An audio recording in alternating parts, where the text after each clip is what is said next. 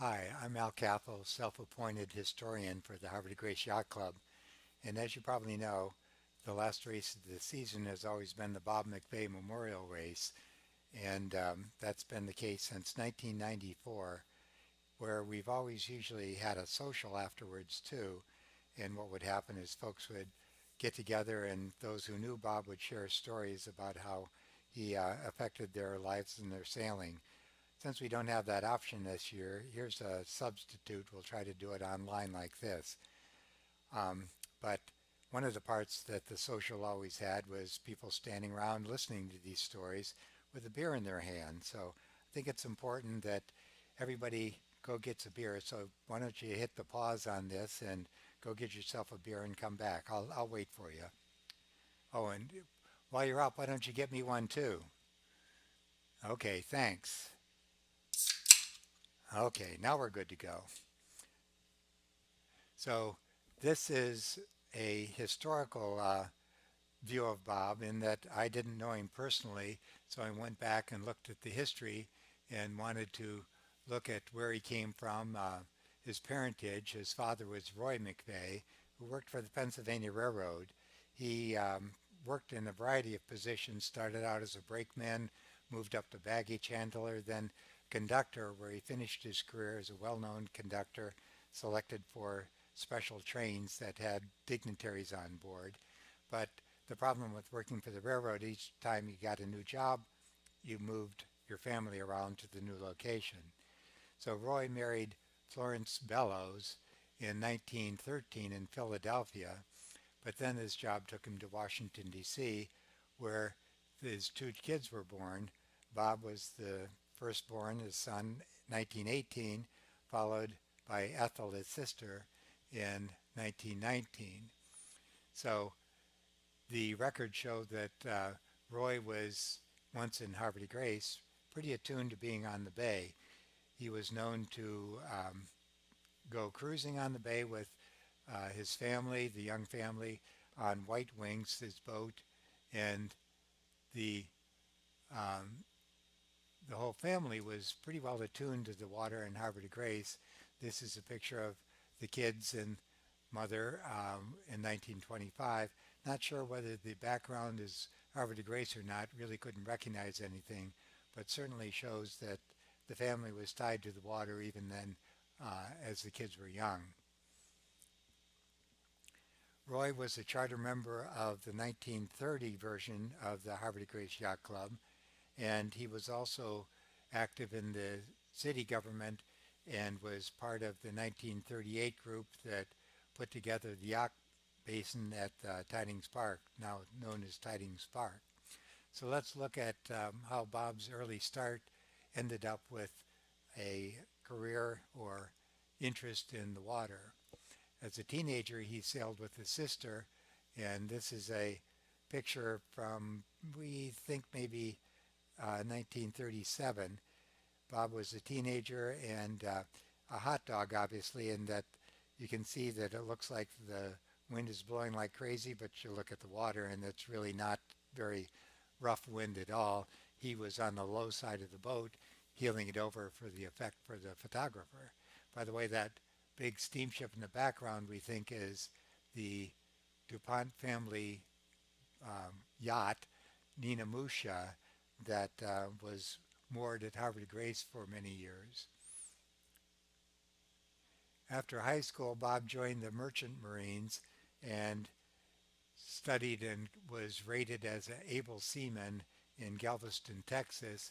And a picture from that application shows him at 19 and gives a description as 5 foot 10 inches tall and 155 pounds. They were not very flattering in that they listed his complexion as poor, and I guess that's a function of being a teenager and getting your picture taken.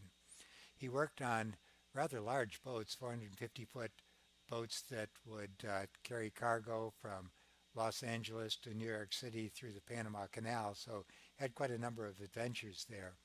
But he fairly soon returned to Harvard Grace, married his wife Gertrude in 1939. They were both 21 years old, and soon after, a couple of years had two sons, Robert Jr. and William, born a few years apart. World War II popped up and ended the yacht club that was founded in 1930 because wars aren't conducive to having yacht clubs. And Bob volunteered to serve in the U.S. Army, leaving his wife and two kids to serve. And then he ended up returning to Havre de Grace after the war. In 1948, he and a group of sailors ended up forming a new version of the yacht club called the Havre de Grace Boat Racing Association. The clubhouse was the same one that had been active in 1930 club, and it's something that you see pictures or in Havre de Grace collections of the yacht club.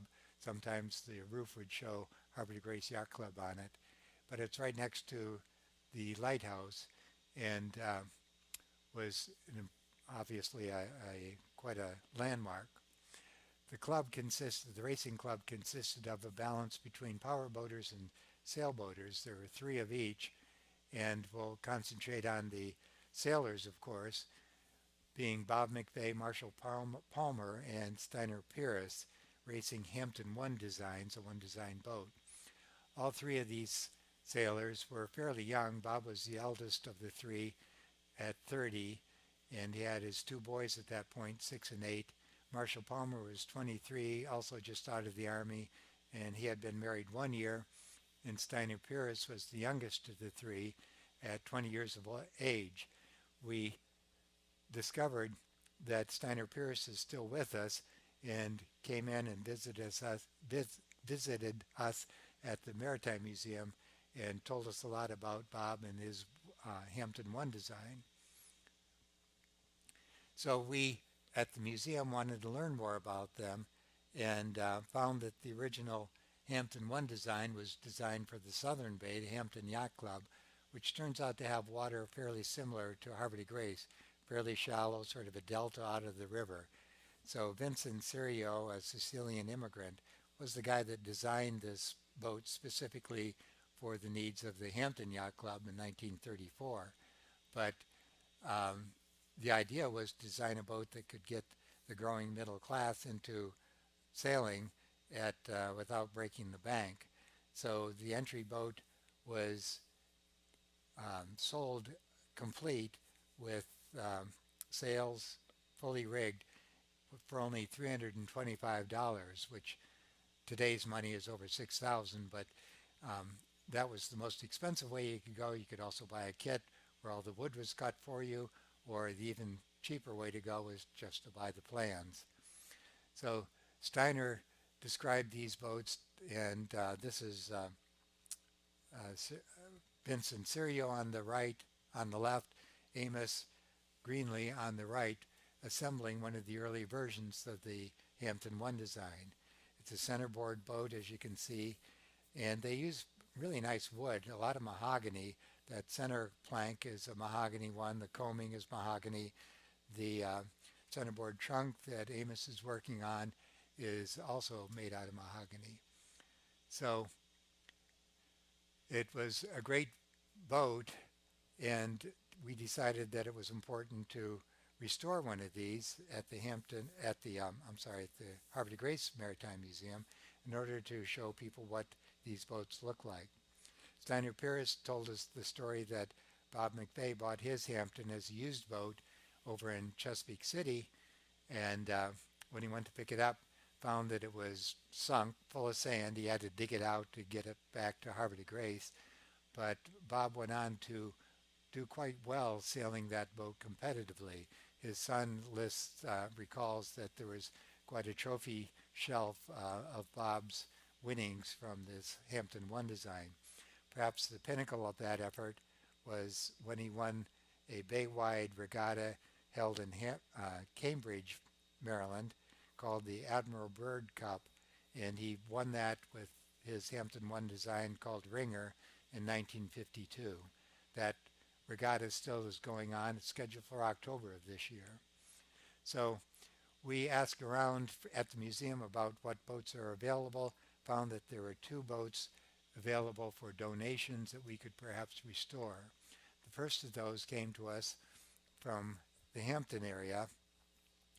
Similar story, Charlie Wingfield's wife bought him this boat for $25. That included the trailer, which sort of tipped you off. But they went to pick up the boat and found it was in the marsh, covered in mud, and someone had taken the wooden hull and put fiberglass over it. It was hull 117, which tells us that it was built by Vincent Serial in 1938. So it was a good vintage boat for us, um, but it was definitely a project boat. This is Charlie looking over the major work that was going to be needed to get this boat back sailing. But Charlie had a brother, Ben, who is pretty experienced. Ben is still with us and provided the history and some blueprints.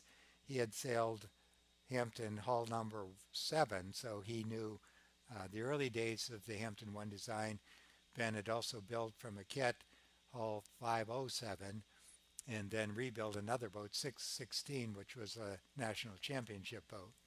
So we had the advantage of these two brothers working to rebuild hull 117 from 1938 to the point where it was a nicely completed saleable boat. That's Ben on the left and Charlie on the right. The second boat that we were offered came from Mike Evans, again down in the Hampton area. He had a wooden hull boat, again covered with fiberglass, and but what was interesting is he had a wooden mast and boom and whisker pole with all the bronze fittings that we wanted to use to try to get this boat back to a 1948 vintage. So the boat was on a decrepit trailer, and the fiberglass cover had allowed the underlying wood to rot. But in his garage, he had just what we were looking for, this mast and boom out of pine and all the brass fittings that would go with it.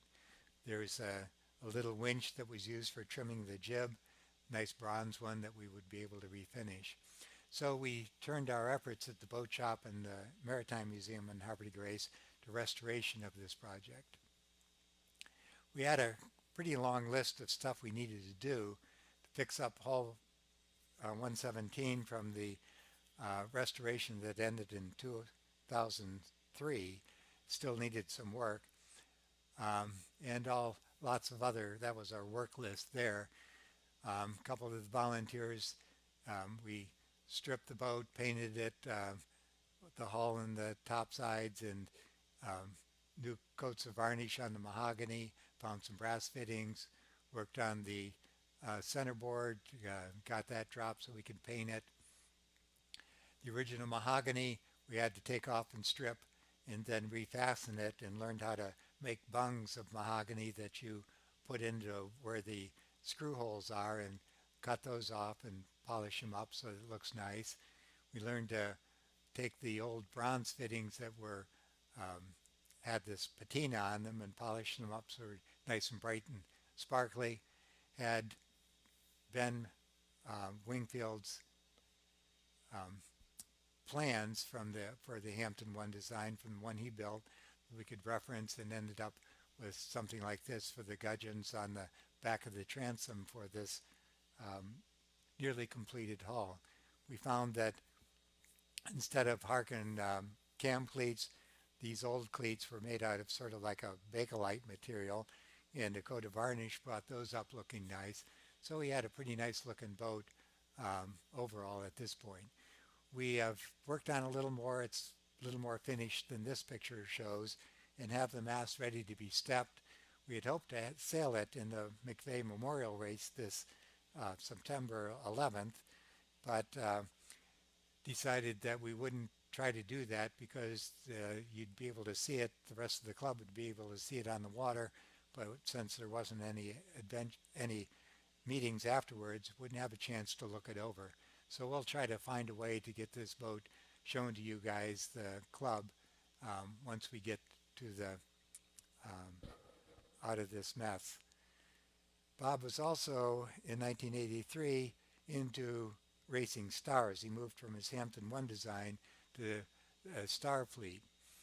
He had a wooden star, hull 1977, that he sailed out of Baltimore Yacht Club, and then ended up taking the charter there for the Star Fleet, and moved it to Havre de Grace and labeled it the North Chesapeake Star Fleet. He remained active in Havre de Grace with the Star Fleet. This is probably the picture that I have of Bob in his later years. I think he might be about 65 here, although I'm guessing that the guy that is on the star that's in the water, if you imagine that hair being a little different color, that's probably a young John Vanderhoff, so I'm not exactly sure of the date of this picture. So Bob went on with others to form the current Havre de Grace Yacht Club, which was incorporated in 1978, and there's still plenty of active members that were founders for the current version of the Havre de Grace Yacht Club. People that you probably recognize the names, there's Gary and Barbara Pencil, Tim and Marie Winger, Chuck and Judy Sheets, Woody and Carla Brumfield. Woody's probably the one that's most actively sailing still in the fleet, and John and Jan Vanderhoff, and many others. Given this was 1978, this was a much younger group, and therefore more social. The races would be started at the flagpole at Tidewater Marina so that they could be easily watched from shore, and also if anybody on shore wanted to race, they could jump on board. They also had fun races in alternate weeks. The fun races meant that somebody that was just getting into sailing might have a chance to actually win a race, since it was not how well the boat was handled, but how well you picked a greased watermelon out of the water or something like that. Bob was Commodore of the Yacht Club at the age of 61, and he was the second Commodore in 1979. He was active in the Yacht Club, but had health problems and died of cancer in 1994. He was cremated, and his memorial service included the scattering of his ashes the following spring in 1995, and it was quite appropriate that his ashes were dropped into the Chesapeake off of what us racers would recognize as Havre de Grace race mark ABC, and off of a star that I'm not sure whether it was Chuck Sheets or John Vanderhoff star, but both of them were on board. On the right-hand picture, that's the Martha Lewis that was out on the water taking other club members out to be more able to participate in the scattering of the ashes. And I'll leave it to you to pick up faces there and try to identify some of those people that were obviously a little younger at that point. So Bob's mentorship continued in the yacht club for those years, and was well recognized. As I said, the way we used to do this is people that had personal recollections of Bob would tell stories about him. Mel Keane and Garrett Pencil most recently, and John Vanderhoff would share their memories of Bob and his mentorship, and what that meant to their sailing careers. But the thing that every member of the yacht club should be able to see and remember is the quote that's on the front of the yearbook that says, "Racing without winning is what it's all about. The motivating force that defines the sport of sailing is the satisfaction of finding what your measure of ability is." And that quote is attributed to Bob. So with that said, I'll enjoy my last sip of beer and thank the people that had a big input into this. Barbara and Gary Pencil for their oral history, John Vanderhoff for sharing many of the club records he had saved, Jimmy and Steiner Pierce for their historical perspective about the Hampton One design, the two families that donated the Hampton One designs that we're putting together at the Maritime Museum, and there's Hampton History Museum has a display about the Hampton One design, and the curator of the museum, Alan, was very helpful in getting us in touch with the people that would donate these things, and the Havre de Grace Maritime Museum for their financial and moral support for this harebrained project that us boat shop volunteers um, are trying to get together and complete this 1948 version of the Hampton One design. So if you still have your beer, let's toast to Bob McVey. Thanks for listening.